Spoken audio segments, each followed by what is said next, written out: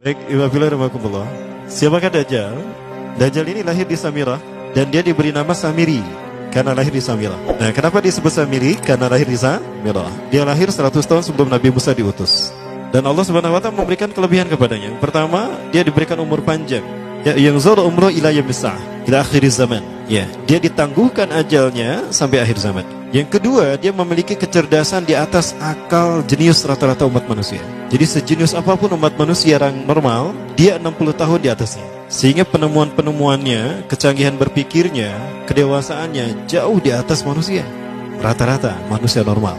Yang ketiga, dia memiliki kemampuan sihir yang luar biasa. Apapun sihir yang selama ini kita saksikan, tidak ada yang mampu mengalahkan sihir dia.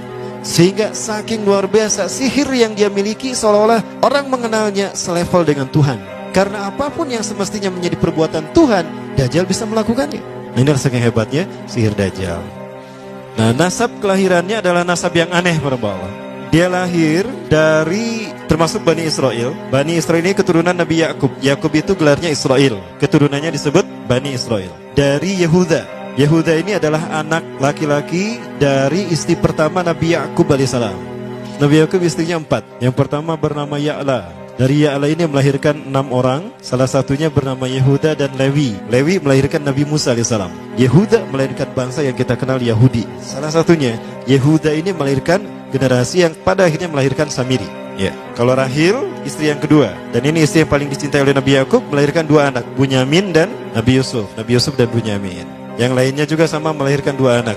Kahit dari Ya'la melahirkan 2 anak, Dam dan Naftali. Ya. Anak tertua dari Nabi Yakub dari istri pertama bernama Raubin. Nah, dari Yehuda inilah lahir Samiri. Nah, ayah dan ibunya, kakek dan nenek Samiri ini adalah para penyembah berhala.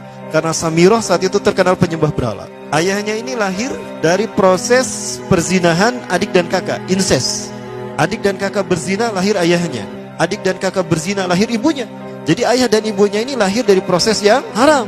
Dan ketika ibunya menstruasi, disetubuhi sama ayahnya. Jadi itu, peluangnya dari 2000 persetubuhan dalam keadaan menstruasi, 1 bisa jadi.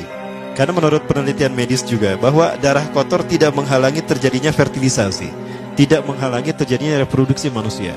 Jadi tetap pembuahan ovum oleh sperma bisa terjadi walaupun ada dalam medium darah kotor, menstruasi. Nah, ketika itulah hamil dan lahirlah Samiri.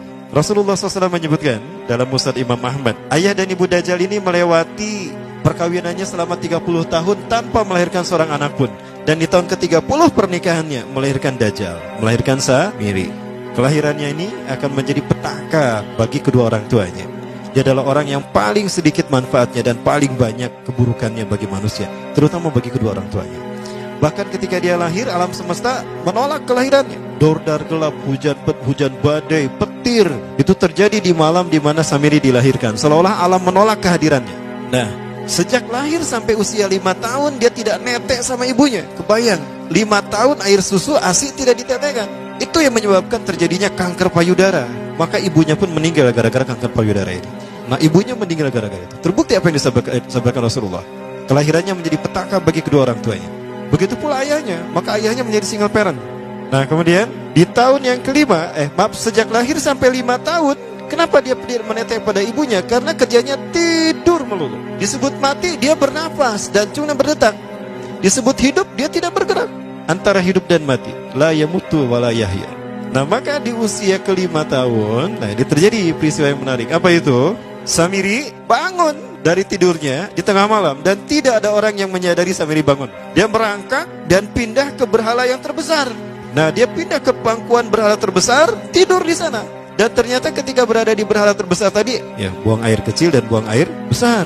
Besoknya itu adalah hari pemujaan kepada dewa-dewa mereka, bangsa Samirah. Apa yang terjadi? Ketika terjadi ritual pemujaan tadi, maka sang raja yang dipertuhankan oleh kaumnya mencium sesuatu yang tidak enak. Bapaknya Samiri ini adalah tokoh agama paganisnya. Pas dilihat, kaget sang raja. Ternyata itu pesing berasal dari pantatnya si Samiri yang ada di pangkuan berhala terbesar. Marah murka tuh sang raja. Itu anak kamu, kenapa ada di situ? Kurang ajar kamu, ya telah menghina Tuhan kita. Kenapa kamu pindahkan anak kamu ke situ? Oh tidak Tuhan, saya tidak memindahkannya. Bagaimana saya bisa menghina Tuhan saya? Lalu siapa yang memindahkannya? Kan dia lumpuh. Nah, sekali lagi, kehadirannya menjadi petaka bagi kedua orang tuanya. Akhirnya raja marah dan ayahnya dipenjara. Selama ayahnya tidak bisa membuktikan penghinaan tadi, maka ayahnya dihukum mati. Pada akhirnya ayahnya pun dihukum mati. Ya, sedikit manfaat bagi kedua orang tuanya. Maka kemudian dia hidup pelihara oleh sang raja. Dan pas di usia dia 5 tahun itu, Allah menimpakan murkanya kepada bangsa Samirah yang sudah kelewat batas, maksiat, dan sudah tidak ada toleransi dari Allah untuk mereka hidup di bumi. Maka Allah perintahkan mereka Jibril menghabisi mereka. Maka bangsa Samirah itu pun diratakan. Si Samiri karena masih balita, ya Allah selamatkan dia lewat malaikat Jibril. Diselamatkan dia dan ditempatkan di pulau entah berantah. Ada yang menyebutkan pulau ini berada di Laut Yaman, dan pulau ini dinamakan Pulau Socotra. Pulau Socotra ini adalah pulau yang berada di ujung Jazirah Arab. Nah, ini Pulau Socotra. Ini pulau tempat di mana Dajjal atau Samiri dibesarkan sejak 5 tahun sampai usia 100 tahun. Ya, dari usia 5 sampai 100 tahun dia tinggal di Pulau Socotra ini. Nah, Pulau Socotra ini adalah pulau yang berada di kawasan Yaman. Pulau yang memiliki banyak keunikan luar biasa. UNESCO sempat ingin menjadikannya keajaiban yang ke-8. Kan ada 7 keajaiban dunia ya. Yang ke-8-nya tadinya ini. Namun karena dia terkait dengan Samiri Dajjal, maka banyak negara yang menentangnya, terutama negara-negara yang menjadi pengikut Dajjal. Maka pada akhirnya pulau ini dirahasiakan. Nah, sebetulnya pulau ini unik kalau kita ingin berekreasi ke sana. Namun karena posisi yang terpencil, jarang orang mengikutinya. Para wisatawan jarang mengunjunginya. Padahal sesuatu unik, termasuk binatang dan penghuninya tuh unik-unik. Pohonnya unik. Dunia menyebutnya pulau ini dengan pulau julukan dari pulau alien hingga pulau neraka. Ada juga yang menyebutkan The Jekyll Island. Pulau Jekyll Island itu bahasa barat, kalau bahasa kitanya Pulau Dajjal. Ya, sama dengan Pulau Sedir ya. Itu juga The Jekyll Island. Nah, Pulau Socotra kaya dengan flora dan fauna yang unik hingga saat ini belum ditemukan di tempat lain. Jadi tidak ada flora dan fauna yang ada di pulau ini yang ada di pulau lain di seluruh dunia. Hanya ada di pulau ini. Makanya di pulau inilah Allah ciptakan satu binatang yang unik juga, yang disebut dengan jasasa. Jasasa, binatang jasasa itu artinya mata-mata. Tajassa yatajassu tajassusan wa jasasatan, artinya pemata-mata, spy. Binatang ini bertumbuh besar, tahmatun kabirah tughatti jismaha asy-sya'r hatta la nastati' an nafariqa ayna wajhu wa ayna dubru. Tubuhnya besar, dipenuhi dengan bulu, sehingga saking penuhnya bulu kita tidak bisa membedakan mana dubur mana wajah. Yang menghadap itulah wajah. Baik, karena itu pulau ini pernah dilesarkan sebagai salah satu dari 7 keajaiban dunia yang baru ya. Nah baik, ini contohnya nih, saya perlihatkan keajaiban dan keunikan. Ini adalah padang pasir di Pulau Socotra. Ini burung, salah satu jenis burung yang bisa kita jumpai di Socotra. Dan ini kepiting unik, kepiting Pulau Socotra. Aneh ya, kepitingnya seperti itu. Ini laba-laba langka di Socotra, mirip tarantula. Dan ini pohon darah naga yang ada di Pulau Socotra juga. Nah, ini salah satu jenis pohon Dorstenia Socotra. Dan ini juga pohon yang lain, pohon Dendrosisaios Socotra. Ya, saya sebutkan lagi ya. Nah, ketika di pulau itu, sebelum bertemu dengan Nabi Musa, Samiri di pulau itu yang hanya tinggal dengan seekor binatang jasasa. Binatang jasasa ini memberikan beberapa hal kepada si Samiri ya. Allah Azza wa Jalla menciptakan binatang berbicara yang bernama jasasa. Dia di mana lahirnya, ajalnya, matinya sama dengan ajal Dajjal. Begitu pula muncul dan menghilangnya. Binatang inilah mengajarkan akidah tauhid kepada Samiri muda. Pelajaran ini kononnya ditulis oleh Jibril alaihissalam dalam bentuk panel-panel atau prasasti. Isi prasastinya panel 1 yang ditulisnya malaikat Jibril, panel 1 itu berisi kalimat la ilaha illallah, tidak ada Tuhan selain Allah. Ini dijelaskan oleh binatang jasasa. Yang kedua, panel kedua berkata Allahu wahid la syarikalah. Allah Maha Esa, tidak ada sekutu bagi Allah. Itu dijelaskan juga oleh binatang jasasa ini. Nah, binatang jasasa ini sekali lagi dia bertubuh besar. Kategorinya adalah kelasnya itu mamalia, genusnya mamalia. Cuma saya tidak tahu nama spesiesnya apa. Pada tahun 2017, akhir dari bulan Agustus di Filipina ditemukan binatang seperti ini. Ciri-ciri binatang ini nyaris sempurna seperti ciri-ciri binatang jasasa yang disebutkan Rasulullah terkait dengan binatang yang memata-matai Dajjal. Tubuhnya penuh dengan bulu. Ini disebutkan dalam surat An-Naml ayat ke-82. Ya, binatang ini seperti ini dan dia tidak pernah jauh dari laut karena dia selalu ingin membasahi tubuhnya dan dia pun makan dari makanan ikan laut. Maka dia tidak pernah jauh dari pantai.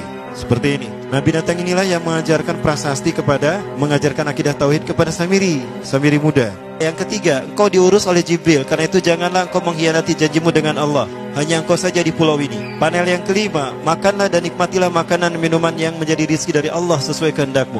Tidurlah sesukamu, tapi sembahlah Allah dalam berbagai keadaanmu dengan tasbih keesaan Allah kepadanya, yaitu dengan melaksanakan solat yang diwajibkan kepadamu. Allah lah sang raja, Allah yang Maha Esa. Dia tidak berayah dan tidak pula mempunyai anak. Allah Tuhan Tuhan yang maha besar dan maha agung. Dialah yang maha raja. Ada 7 panel. Panel yang ke-7 bercerita tentang Nabi Muhammad. Panel yang ke-6 itu bercerita tentang nabi-nabi, dan khusus panel yang ke-7 cerita tentang Nabi Muhammad. Jadi Dajjal sudah tahu, Samiri sudah tahu bahwa akan diutus Nabi Muhammad di akhir zaman, dan itu nabi yang terbaik. Makanya dia iri.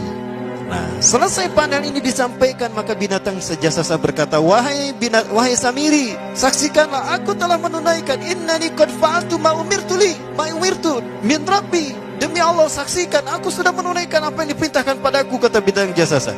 Maka sekarang adalah perintah terakhir, yaitu pertanyaan dariku untukmu. Hal tu'minu billah, apakah kau beriman pada Allah? Wa bima unzila ilaih, dan dari apa yang diturunkan kepada nabi-nabinya, kepada Jibril maksudnya. Famadal jawab ya Samiri, apa jawabanmu hai Samiri? Samiri tidak menjawabnya. Lama ditunggu-tunggu, Samiri tidak menjawabnya, sehingga binatang ini pun pergi dengan menjerit dengan jeritan yang membuat Samiri ini pekak telinganya. 2 kali lagi datang lagi kembali kepada Samiri dan berkata binatang jasasa, ya Samiri, famadal jawab? Hal tu'minu billah, in tu'minu billah fatakunu mu'minan ajaba imanika ila yaumil qiyamah. Jika kau beriman kepada Allah, maka sungguh kau akan menjadi mukmin yang menakjubkan imannya. Inna ajalaka ukhirat ila akhir zaman. Sesungguhnya ajalmu ditangguhkan sampai akhir zaman. Jika kau beriman pada Allah, engkau akan menjadi mukmin yang menakjubkan. Fa in lam tu'min billah, tapi jika engkau tidak beriman kepada Allah, wa bima unzila ilaih, dan apapun yang diturunkan pada Jibril, innaka minal mal'unina ila yaumil qiyamah, dan kau terkutuk sampai hari kiamat nanti. Tidak juga dijawab. Pergi lagi binatang jasasa tadi sambil memekikkan suara yang pekikan yang keras. Yang ketiga kali yang terakhir dia bertanya kembali. Dan apa jawaban Samiri? Hei jasasa binatang buruk rupa, lihat di pulau ini tidak ada siapapun kecuali engkau dan aku. Dan yakinilah kalau panel ini bukan tentang Allah yang di langit sana, tapi yang disebut Allah itu saya. Hei jasasa, akulah Allah itu. Oh, dia menjerit dengan jeritan yang makin keras, sampai si Samiri pun menutup kedua telinganya. Sejak saat itulah binatang itu pergi dan berkata, innaka dajjal, innaka dajjal, innaka dajjal. Engkau adalah pendusta, engkau adalah pendusta. Pendusta sampai hilang suaranya. Di saat itulah Samiri mendapatkan gelar Dajjal. Jadi siapa nama asli Dajjal? Samiri. Dajjal artinya Al-Kazab, pendusta, bukan singkatan kadek. Baik, nah sejak saat itulah Samiri keluar dari pulau itu, dan dia sudah menyandang gelar Dajjal, pendusta, karena dia mengaku Tuhan. Baik, Iwabillah rahmatullah. Jangan salah, Dajjal kecerdasannya mampu melakukan cloning dan mampu melakukan berbagai macam riset dan eksperimen. Hatta eksperimen yang mengilhami film Hook, itu Dajjal bisa melakukannya. Bahkan ketika orang membayangkan kendaraan tercanggih itu pesawat terbang, Dajjal sudah mampu membuat piring terbang dengan kecerdasannya. Ya. Rasulullah menyebutkan kendaraan Dajjal itu, dia bisa terbang, kata Rasulullah. Dan kecepatan terbangnya 5 km per sekon. 1 detik 5 km. Hanya dengan berkedip-kedip dia berkeliling dunia. Ya. Kecepatan ini diambil dari hadis Rasulullah. Berapa kecepatannya Rasulullah ketika dia terbang di muka bumi? Ya, kendaraan yang dia gunakan itu kecepatan terbangnya seperti awan yang ditiup angin, kata Rasulullah. Dan awan rata-rata ditiup angin itu 5 km per sekon. Dan jarak dari satu telinga ke telinganya, artinya setengah diameter atau diameter kepalanya, keledai yang dia gunakan, Rasul menyebutnya keledai, itu arba'una zira, 40 hasta, 27 meter. Diameternya itu 27 meter. Keledai macam apa yang jarak dari satu telinga ke telinganya 27 meter? Kalau bukan piring terbang. Ini bisa 24 meter kan? 27 meter, bisa tidak? Bisa, dan kecepatannya pun sama. Dan pernah meninggalkan jejak Cop Circle di Yogyakarta. Nah, Cop Circle itu adalah jejak UFO yang menjadi isyarat instruksi bagi para pelaku konspirasi dunia. Siapa? Para kalangan Illuminati.